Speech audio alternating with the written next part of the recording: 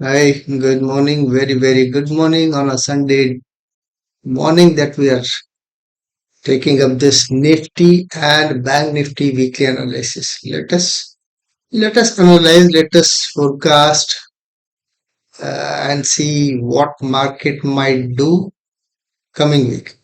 है ना? तो I have placed Nifty's chart on a weekly time frame. ठीक है? आप लोगों को याद होगा जो चैनल रेगुलरली फॉलो करते हैं, मैंने आप लोगों से बहुत दिन पहले की बात है ये, हो सकता है कि दो ढाई महीने पहले की बात होगी।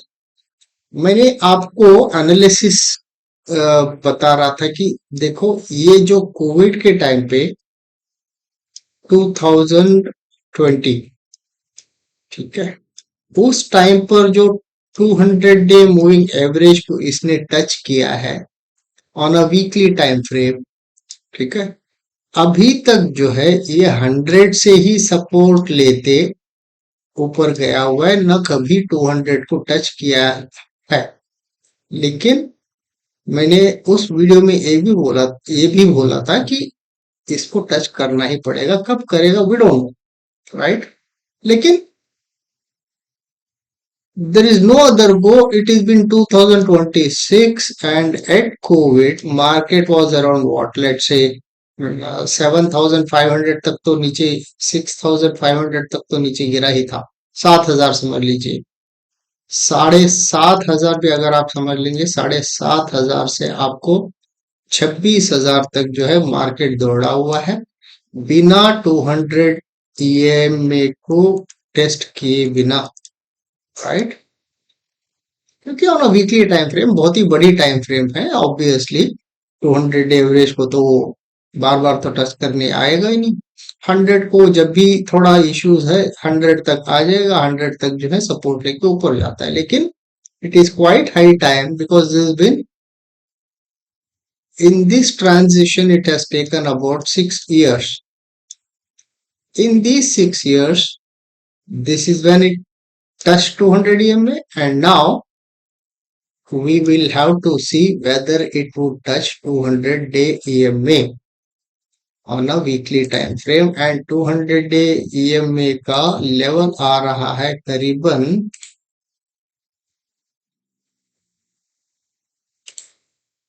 अप्रोक्सीमेटली 22,000 पर। तो 22,000 आएगा क्या? आ सकता है, बिल्कुल आ सकता है। ऑलरेडी 22,819 पे है and already now GIFT Nifty gap down का ही इशारा दिखा रहा है। So in all probabilities this should come, but इसमें देखने वाली चीज एक है कि अगर मैं पीछे की तरफ कोई स्विंग देख लूं, ये तो हो गया, इसका तो काम हो गया है। यहाँ का इस स्विंग का मैं बात करूं, मैं एक रेक्टेंगल ड्रॉ कर देता हूं।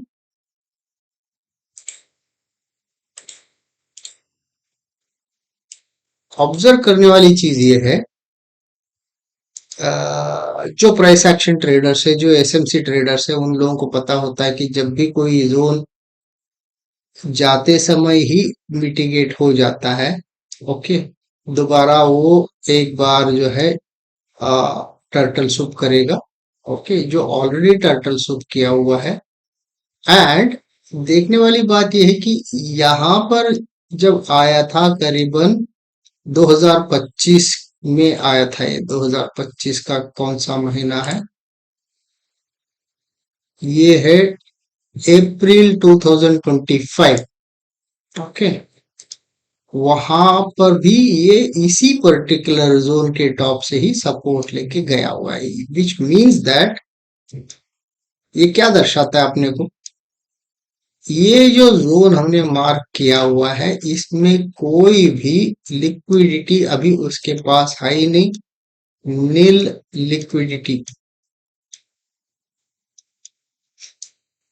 तो दोबारा यहाँ पर आ भी जाता है इस पर्टिकुलर सेंटर पे या फिर टॉप पर, या फिर 200 डे ईएमए को टच करने के लिए। नॉर्मली 200 डे ईएमए टच करते ही भागेगा क्या? क्योंकि यहाँ पर जमावट तो बहुत सारा है, इतने सारे वीक्स की जमावट है, इन लोगों का जो ऑर्डर्स रहेंगे पेंडिंग जो है नीचे रहेंगे, तो इस बॉटम को टच करने के लिए आएगा क्या, एनालाइज कर रहे हैं। लेकिन ये बात तो क्लियर है कि इस पर्टिकुलर जोन में कोई लिक्विडिटी बिल्कुल है ही नहीं, क्योंकि ऑलरेडी एक बार, दो बार, तीन बार, चार बार, पांचवी बार इसी जोन में आया हुआ है। ओके, नॉर्मली हम क्या करते हैं, एक बार ही अगर ऐसा टच कर देता है, हम्म, हम ये बोलेंगे कि अगली बार जब आएगा तो इस जोन पर रुकेगा नहीं, उसको टर्टल सूप करना ही पड़ेगा जो इसने यहाँ पर किया था। लकीली यहाँ पर कुछ नहीं किया है अभी तक, हो सकता है कि कुछ डबल टॉप बनाने के लिए जाना था क्या उसको, जिसके कारण जो है यहाँ से इसी पर्टिकुलर लेवल से घूम के वो वापस चले गया फिर। राइट, अभी as we all know, no liquidity in this particular zone, तो अगला पड़ाव क्या आएगा, टेक्निकली अगर हम एनालाइज करेंगे तो अगला पड़ाव आपको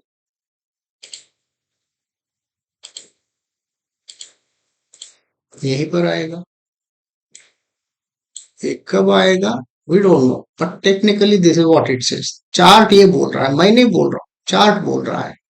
अगर यहाँ पर सपोर्ट ले लेता है इस पर्टिकुलर जोन पर, वेरी गुड, थोड़ा तो पहुंच लेगा। देखो ऐसा नहीं है कि इमीडिएटली यहाँ पर जंप करके नीचे आ जाएगा यार, तो it can definitely do a pause over here, take a pull back, क्योंकि अभी भी 20 जो है काफी ऊपर है। It might take a pull back, then it might come and hover over here, which mean that ये जो साल है, ये साल जो है इसी पर्टिकुलर रेंज में जो है चलने की पॉसिबिलिटीज तो लग रहा है। रेंज क्या बन रहा है, पर रेंज अपना ये बन रहा है कि भाई और यहाँ पर ये टॉप है, ये बॉटम है। ओके, तो लगभग 25 से समझ के जो है, यहाँ से हाँ 25 ही समझ लीजिए, राउंड फिगर 25 से ये वाला जोन तक जो है इसको ऊपर नीचे करते रहनी चाहिए, ये इस पर्टिकुलर एरिया से इस पर्टिकुलर एरिया तक कभी भी जो है, मतलब ये भले ही ऊपर भी जाएगा तो थोड़ा फिर आ जाएगा, फिर संभलेगा, फिर आ जाएगा, ये कब आएगा यहाँ पर वी डोंट नो। अगर जिस दिन ये टूट गया ना भाई, इतना समझ लीजिए कि अगला वाला ये जो जोन है ये वेलकम करने के लिए तैयार रहेगा, बिल्कुल, no doubt about it. Okay, क्योंकि बहुत बार ये ऑलरेडी मिटिगेट हो चुका है, ये मिटिगेट होने के कारण इसमें कुछ भी लिक्विडिटी नहीं है। जब लिक्विडिटी है ही नहीं तो वो इस पर्टिकुलर जोन के पीछे क्यों पड़ेंगे, अगला जो लिक्विडिटी वाला जोन है उसी पर्टिकुलर लिक्विडिटी जोन को जो है वो टारगेट करने के लिए आ जाएंगे। राइट, सिंपल लॉजिक है। सो बट जो हम चार्ट पर अभी बात कर रहे हैं, ऐसा नहीं होता कि ये तुरंत ऐसा हो जाता है, it has to really wait for a while and then see take a pull back, by then these things will also come down a bit, all that has to happen, but once this breaks there is no other go but for it to test this particular zone which is around 19,500 समझ लीजिए। When will that happen, we don't, we'll have to wait, provided this particular zone has to breach, है ना। अभी हम चलते हैं day time frame पर।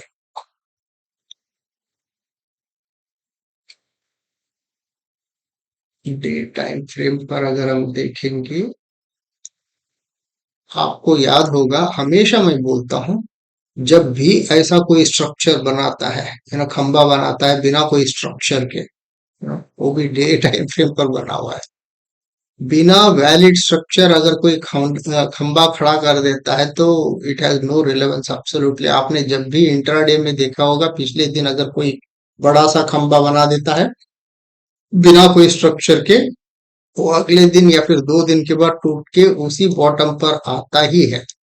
Right, same way यहाँ पर अगर आप देखेंगे तो इस पर्टिकुलर जोन से इस पर्टिकुलर जोन तक इसने जो ट्रेवल किया हुआ है, एंड कितनी शार्प मूव है बिना कोई स्ट्रक्चर के।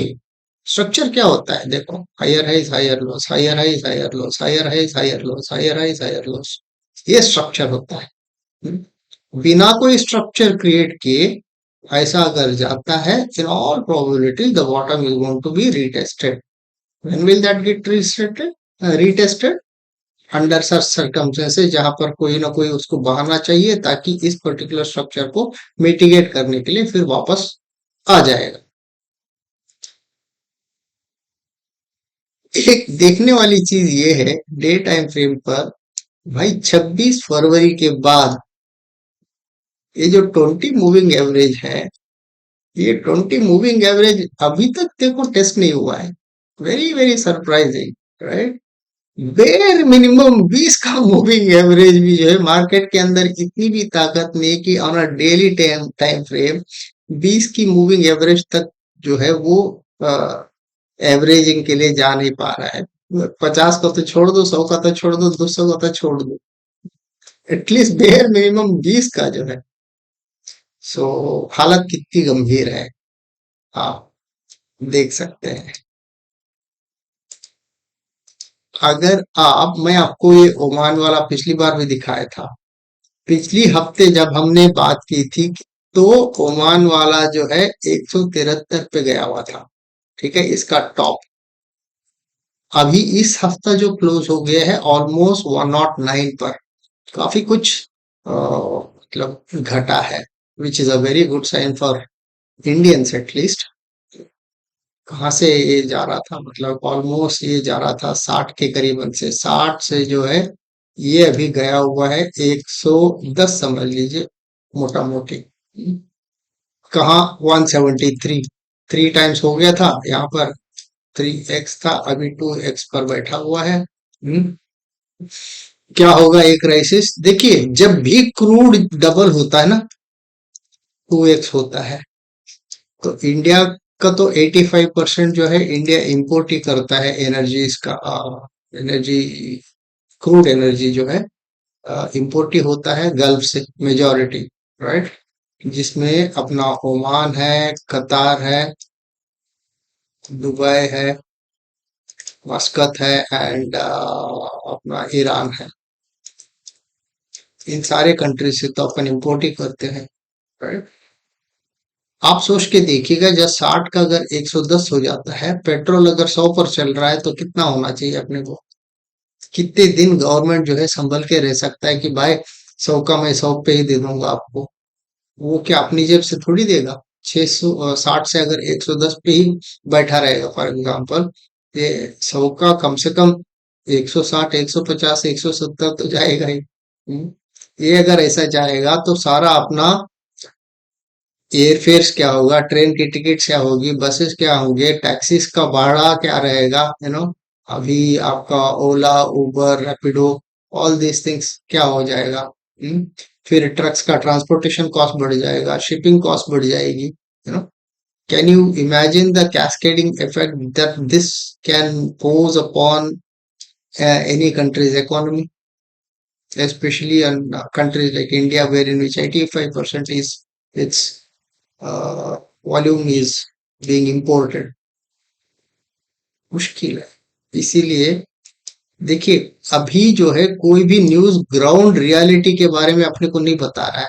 एक बार थोड़ा अगर ये सब शांत हो जाएगा, तब जो है जब एक एक चीजें बाहर आने लगेंगी कि ग्राउंड रियलिटी क्या है, जमीनी हालत, कहाँ कहाँ पर कितनी बोmbardment हो गई है, कितनी इंफ्रास्ट्रक्चर पे धक्का पहुंचा हुआ है, कितना ऑयल प्रोडक्शन घट गया है जिसके कारण, और रशिया ने जो है ऑलरेडी 40% का जो नेचुरल गैस रिसोर्स रहेगा वो एक्सपोर्ट करना बंद कर देगा बोला है।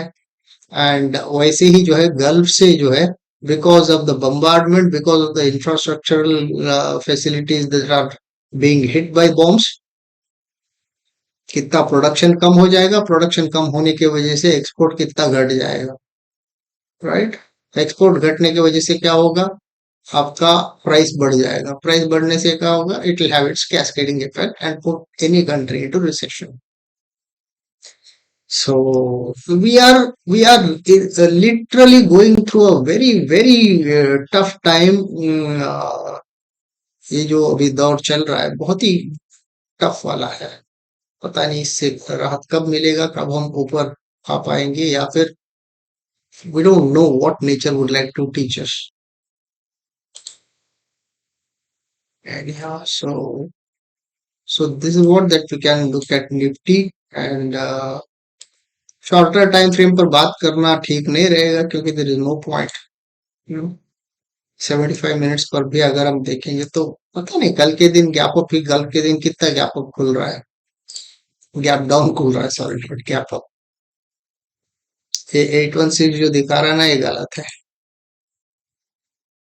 और 769 पर है। Okay, not much. लेकिन अगर आप यूएस के फ्यूचर्स देखेंगे, बहुत रेट में बंद हो गया, 2.2 में फ्यूचर्स क्लोज हो गया है, 1.7 पर जो है ये क्लोज हो गया, विच मीन दैट इस चीज को देखते हुए ये तो जाना चाहिए डायरेक्टली 22,500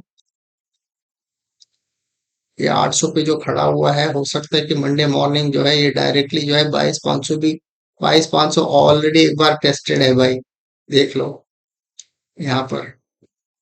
तो 22,500 भी डायरेक्टली अगर गैप डाउन खुल जाता है तो देर इज नो सरप्राइज।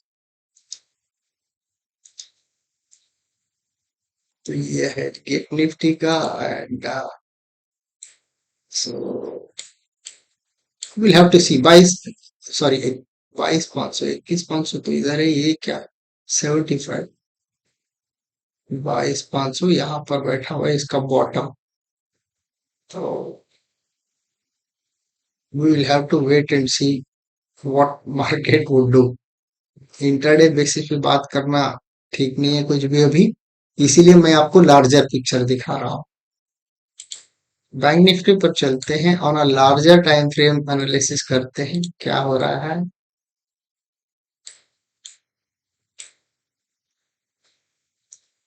यहाँ पर ये जो गैप था, इस गैप को जो है इसने ऑलरेडी फिल कर दिया है। ये जो गैप था,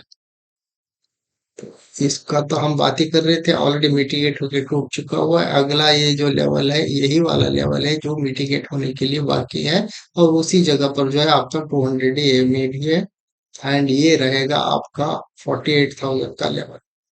48 की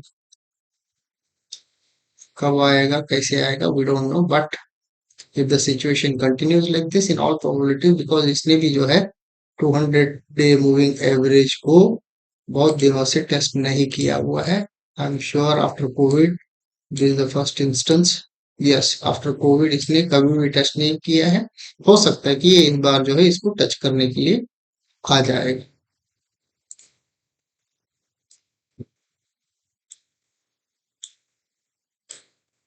वन डे टाइम फ्रेम पर भी काफी, so let us wait and see whether it would touch this particular zone, है ना। उसके अलावा उसके पास दूसरा चारा है ही नहीं। एक एक अगर स्टॉप देख सकते हैं तो यहाँ पर एक हॉल्ट आने की पॉसिबिलिटी रहेगी 49,156, है ना। So somewhere at 49 it should take a pause and go a bit up, और इवन ओवर हियर यहाँ पर भी हो सकता है 50 पर, विच इज अ 49 से मुझे लगता है कि इस 50 पर रखने से ये बेहतर है, क्योंकि यहाँ पर एक रेड वाला कैंडल भी है। तो रेड वाला कैंडल को, in fact we should mark a zone for the red candle too. यहाँ पर भी एक रिएक्शन आ सकता है मार्केट को, which is again at around 50,500 ना। So we will see what market would do. चलिए, that's all from my end, and we will see again tomorrow evening what, क्या क्या रहा है ना। Take care and have a great weekend.